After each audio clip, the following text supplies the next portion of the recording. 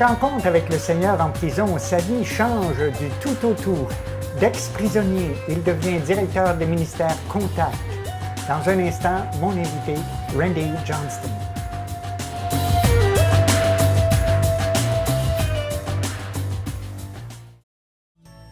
Il est venu comme un enfant, mais non comme il pensait. Lion de Juda, agneau de Dieu, glorieux conquérant, homme de douleur, Lion de Juda, cloué aux mains, puissant Rédempteur, précieux Sauveur.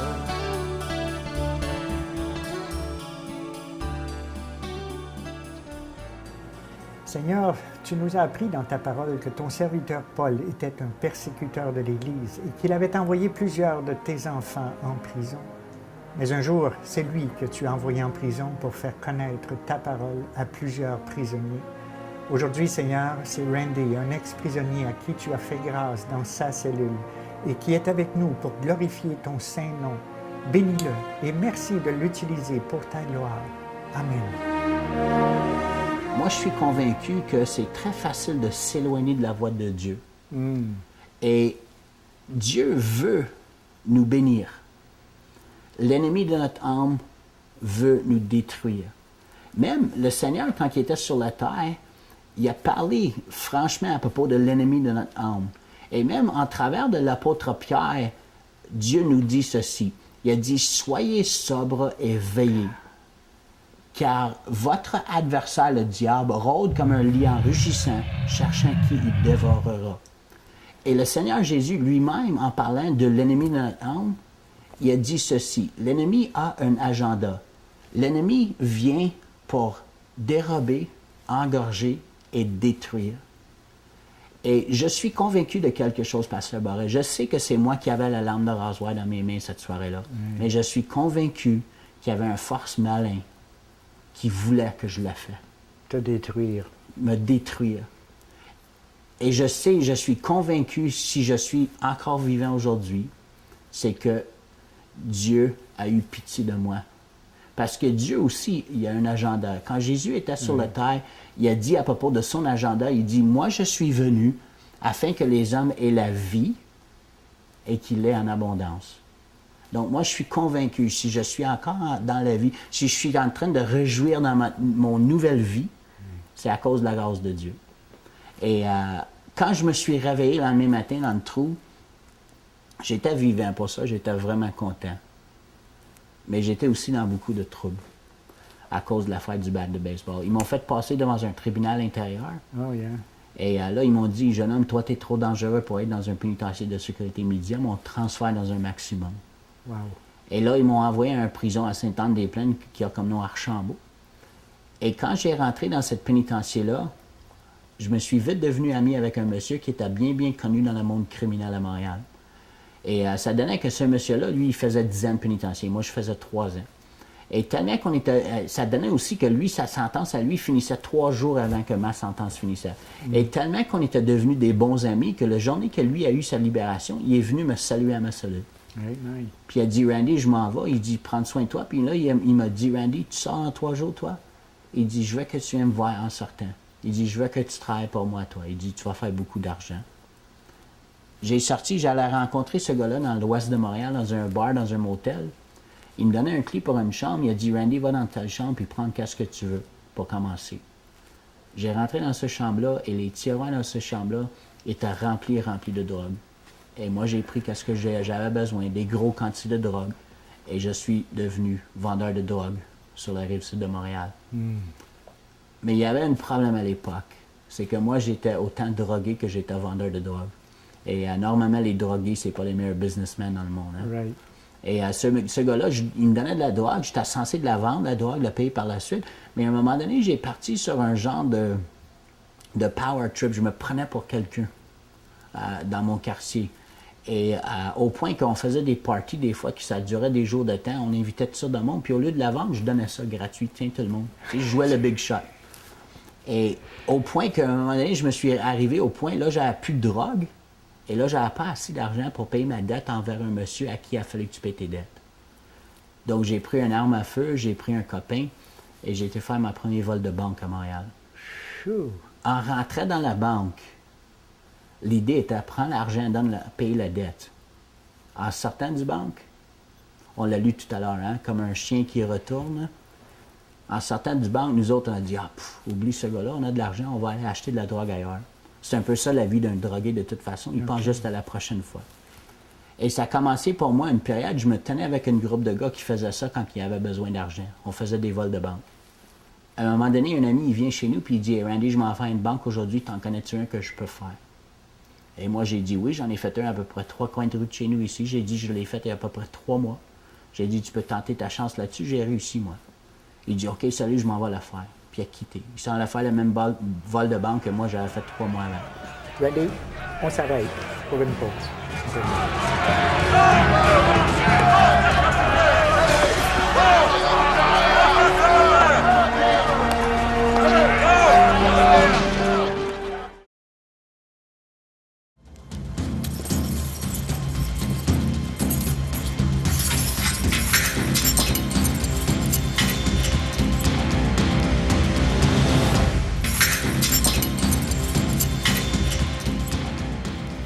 Je ne sais pas si lui, il prenait trop de drogue cette journée-là, mais le gars, il n'avait pas la tête sur les épaules, c'est sûr, parce que le gars, il était fait la vol de banque à pied. Il n'y avait même pas de voiture avec lui cette journée-là. Pire que ça, il est sorti de la banque, il a mis le gars dans ses pantalons, l'argent dans ses mains, et là, il s'est enligné directement chez nous après. Et il y a un chauffeur de taxi qui a vu le vol de banque en train de se faire. Il l'a suivi de loin pour voir où il s'en allait.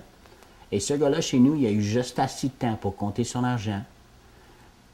Il a dit « Salut tout le monde, je m'en vais ». Il a réussi à s'en aller. 10 minutes plus tard, une grosse descente policière chez nous.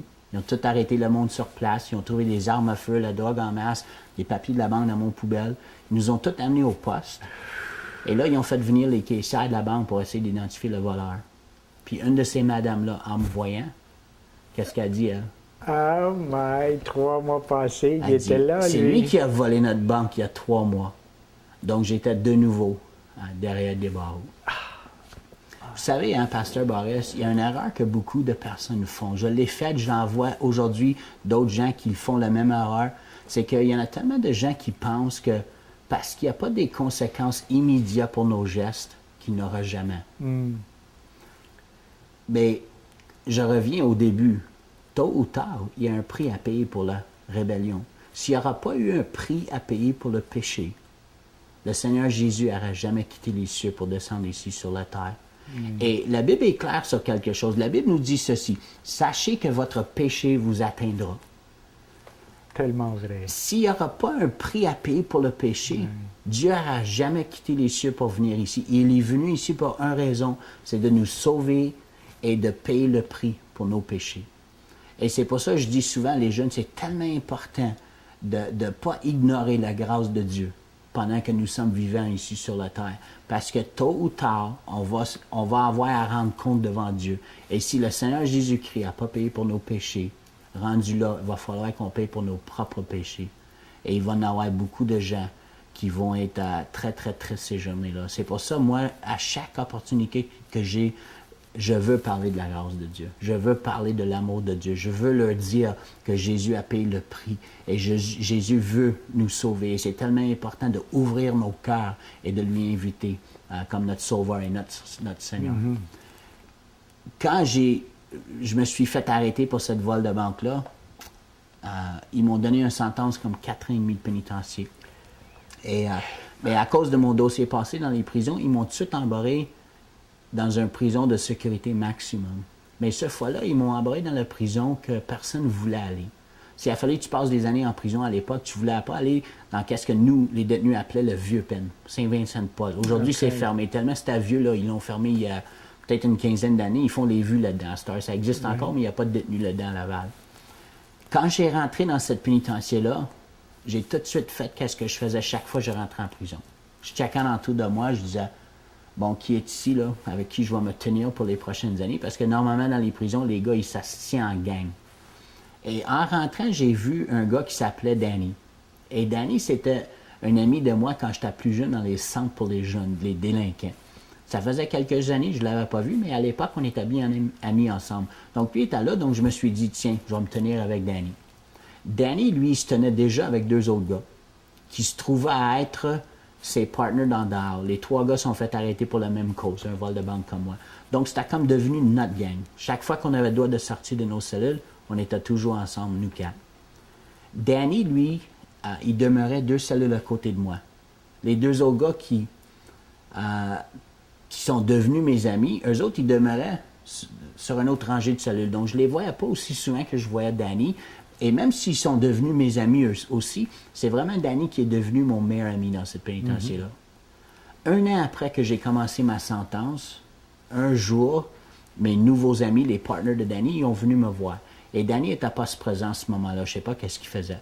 Puis là, ils m'ont dit, Randy, il faut qu'on te parle. Et là, ils m'ont dit, écoute, on a découvert que Danny nous a stoulé, c'est un délateur. Et là, ils m'ont dit, Randy, c'est lui qui s'est fait arrêter en premier pour notre vol de banque, puis c'est lui qui a dit aux policiers qui étaient ses partenaires dans le vol, c'est pour ça qu'on s'est fait arrêter. Et là, ils m'ont dit quelque chose qui m'a bouleversé. Ils m'ont dit, Randy, on te respecte, on sait que Danny, c'est ton grand chum ici, c'est pour ça qu'on va le te dire d'avance. Mais on te met en garde, nous autres, on va tuer Danny. Oh, shucks. Mon meilleur ami. Vous savez, Pasteur Boris, quand ils m'ont dit cela, c'est comme un bateau à éclater en dedans de moi. C'est comme la moitié de moi disait, Randy, dis-y, c'est ton chum. Mais c'est comme l'autre moitié qui disait, ferme-la, tu sais comment ça marche ici. On revient après la pause.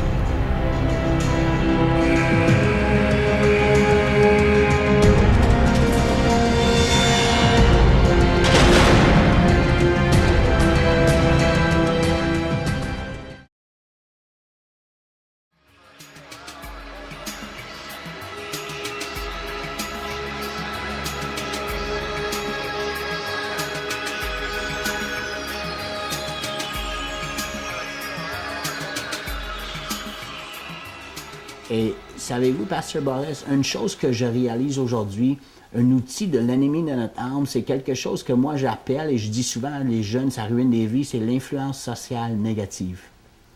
Tu sais, des fois, on sait qu'est-ce qu'on doit faire, on veut bien faire, mais parce qu'on a peur qu'est-ce que les autres vont penser de nous, des fois, on se laisse influencer et entraîner dans des choses qu'on regrette par après. Tellement souvent.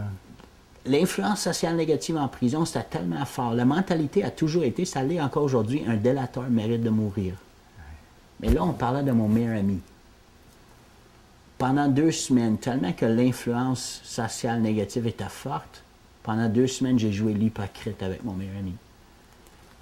Et 2 semaines plus tard, ils ne m'ont pas dit quand ils étaient pour le faire, ils m'ont juste dit quand ça va arriver, tu vas le savoir pourquoi. 2 semaines plus tard, je m'en venais de travailler, on travaillait tout dans cette pénitentiaire-là, et à l'heure de midi, on se faisait embarrer pour dîner pour que les gardiens puissent nous compter. Et je m'en venais avec tous les autres gars de mon atelier, je montais les quelques marches pour rentrer jusqu'à avait toutes les cellules. Et en montant les marches, j'entendais des cris. Et les gardiens, ça courait partout. Il y a un gardien qui est venu en courant avec ses clés, il a barré le grillage avant qu'on puisse entrer. Ils ont dit, vous autres, va attendre dans la cour, on va t'appeler, tu ne peux pas rentrer tout de suite. Et personne ne me dit quoi que ce soit, hein, mais en faisant le tour de la cour, c'est comme je le savais. Et comme de fait, ce midi-là, ces 2 gars-là, ils ont rentré dans la cellule de Danny, chacun avec un moitié pain d'un ciseau. Puis ils l'ont poignardé 17 fois. Oh my. Et sans me dire qu'ils étaient pour la faire, après qu'ils ont attaqué Danny comme ça, ils ont sorti de sa cellule, puis là, ils ont rentré dans ma cellule. Parce que le linge était tellement rempli de sang. Ils ont enlevé le linge, puis ils ont caché ça en dessous de mon lit. Et ils ont pris de mon linge pour essayer de sortir sans se faire arrêter par les gardiens. À cause de l'écrit de Danny, ils se sont fait prendre pareil, ils se sont fait mis tout de suite dans le trou. Danny était amené à l'urgence à l'hôpital, il a passé environ 1 mois dans un coma. C'est un miracle que ce gars-là, il vivait. Aujourd'hui, il est. Quand quelque chose comme ça arrivait en prison, tout le monde se faisait embarrer dans leur cellule. Et quand ils m'ont embarré dans le mien, c'était le gars qui vivait entre Danny et moi qui m'a averti. Il a dit, Randy, fais attention, ils ont mis de quoi en dessous de ton lit. Et là, je me suis penché, j'ai sorti 2 paires de pantalons, 2 chemises remplies du sang de mon meilleur ami. Et si moi, je ne voulais pas faire accuser comme complice dans tout ça, il a fallu que je fasse disparaître ce linge-là. Et la seule façon de le faire, embarré dans ma cellule, j'ai pris un lame de rasoir. Et là, j'ai commencé à couper ça en petits morceaux, et peu par peu. J'envoyais ça par la toilette. Je faisais attention de ne pas bloquer ma toilette. Ça m'a pris un couple d'heures pour finir le job. Et savez-vous, Pasteur Boris, j'oublierai jamais ces coupes d'heures-là pour le restant de mes jours. Qu'est-ce qui m'a poussé à trahir non seulement mon meilleur ami, mais mon propre cœur qui voulait bien faire? L'influence sociale négative. J'avais peur qu'est-ce que les autres étaient pour penser de moi si j'agissais pas comme eux. Un autre proverbe dans la Bible, ça nous dit ceci. Ça nous dit, la crainte des hommes tend une piège.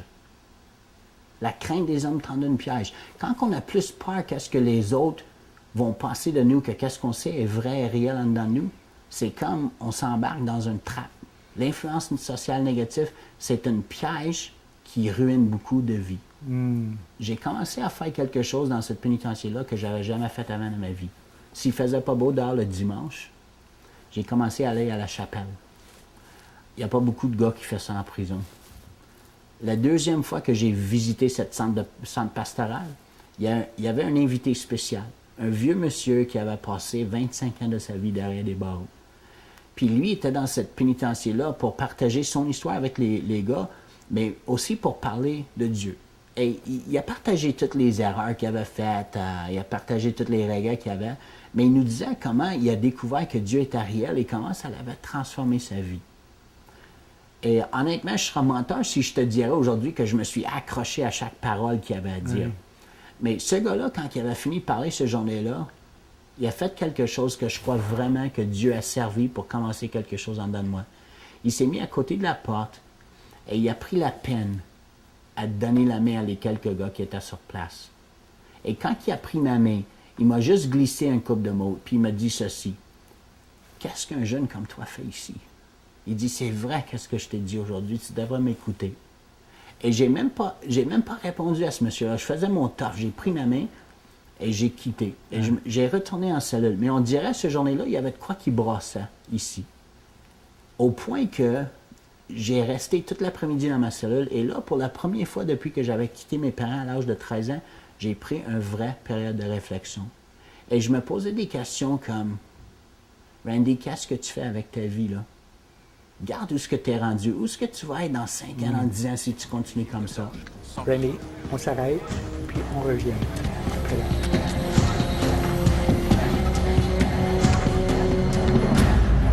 Théodore Bagwell, retour de l'infirmerie. Ouverture sur ce 14.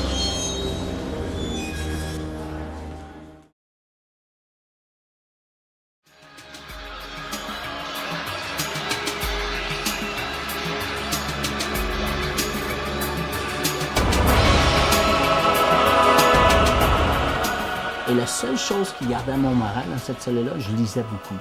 Et je faisais mes push-ups, mes sit-ups et je lisais beaucoup. Et un jour, la porte s'ouvre comme d'habitude, la gardienne était là avec mon cavalier de nourriture. Mais cette journée-là, il y avait un petit boîte d'or à terre. Il a rentré la boîte avec son pied. Et la porte s'est fermée. Et dans la boîte, il y avait quelques livres. Et parmi ces livres-là, il y avait un drôle de livre. Il y avait une Bible. Et je ne l'avais jamais lu, ce livre-là, avant dans ma vie, jamais. Et c'est dans cette pénitentiaire-là, la plus haute sécurité au Canada, que j'ai commencé à feuilleter là-dedans. Et pour être honnête, j'ai pas tout compris.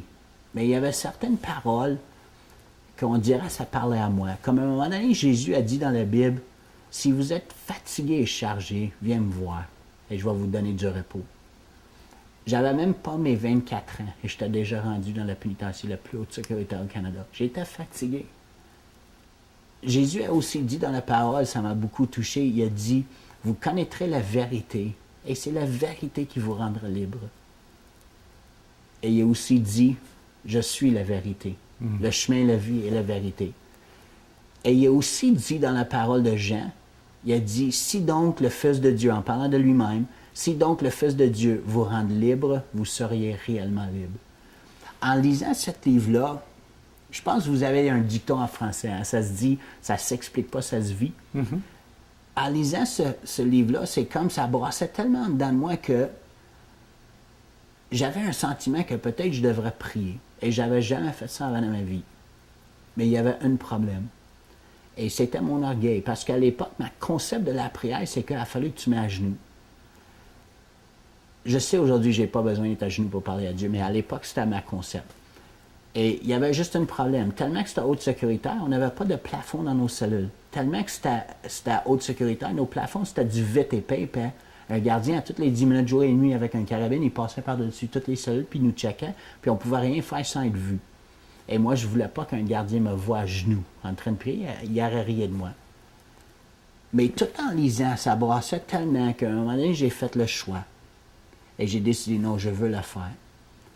Et j'ai comme calculé mon affaire. J'attendais qu'il passe, je savais que j'avais 10 minutes, j'étais pas faire ça vite. Et j'ai pris la Bible, je l'ai mis sur mon lit, je me suis mis à genoux, et pour la première fois de ma vie, j'ai parlé à Dieu. Et j'ai dit quelque chose de bien simple. J'ai dit, Seigneur, je ne sais même pas si tu es réel. Mais j'ai dit, l'autre monsieur dans l'autre prison, il m'en a parlé de toi, comment tu lui avais aidé. J'ai dit, moi, j'ai ruiné ma vie et j'ai besoin de l'aide. Qu'est-ce qui est arrivé par la suite a changé ma vie. J'ai pas vu quelqu'un, mais en priant, soudainement, j'ai senti une présence incroyable qui est rentrée dans la cellule. Et c'était tellement riche et réel que quelque chose a brisé en dedans de moi et je me suis mis à pleurer comme un bébé. Je ne pouvais pas arrêter, c'était plus fort que moi. Et tellement que c'était réel et riche cette expérience spirituelle-là, que quand j'avais fini, le gardien, lui, avait passé comme 4-5 fois.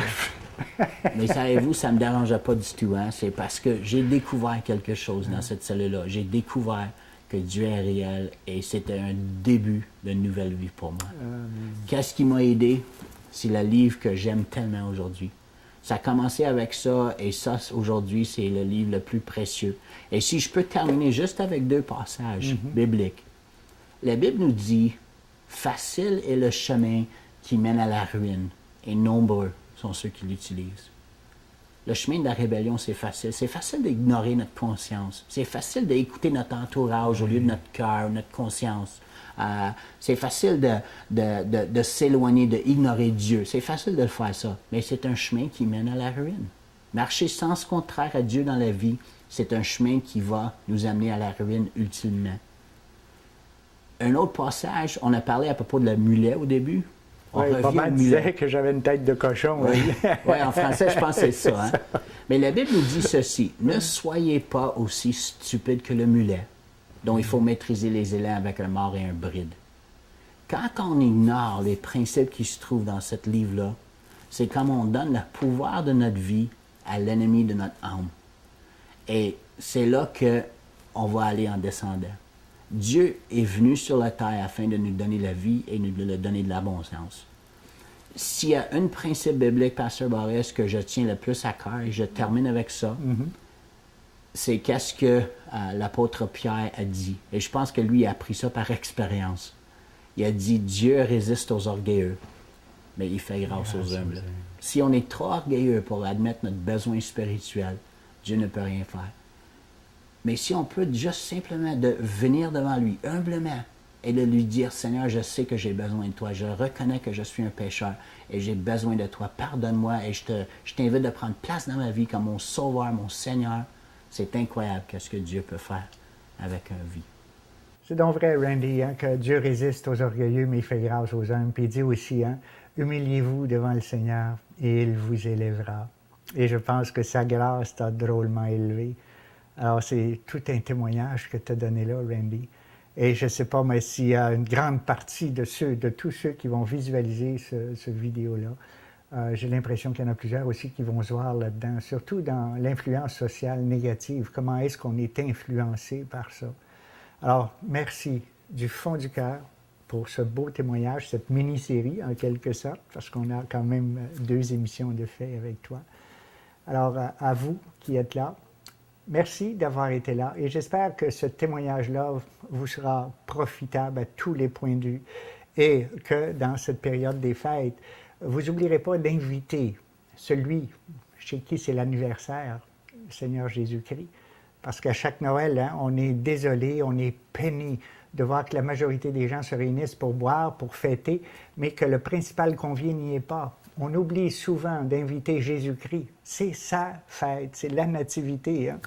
Alors, n'oubliez-le pas. Et surtout, faites de lui le Seigneur de votre vie. Et à l'exemple de Randy, vous allez voir ce que ça fera dans votre vie que d'avoir Jésus-Christ comme Seigneur et Sauveur par la repentance de nos péchés. C'est ce que je vous souhaite. C'est la grâce que je vous souhaite pour le temps des fêtes. Et non seulement pour le temps des fêtes, mais pour le restant de votre vie, parce que ça passe vite. Alors, portez-vous bien. À la prochaine. Et que le Seigneur vous bénisse richement. Alors les gens verront qu'il y aura espoir, parole de gloire, un puissant roi des rois. Il est venu comme un enfant, mais non comme il pensait. Lion de Juda, agneau de Dieu,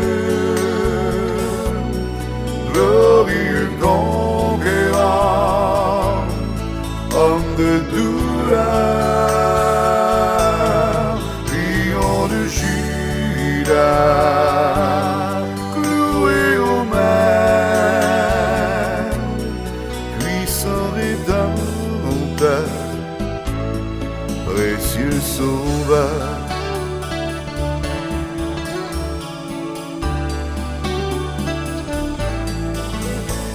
Non rien d'élégant, ni trône puissant, ni armée assez courte.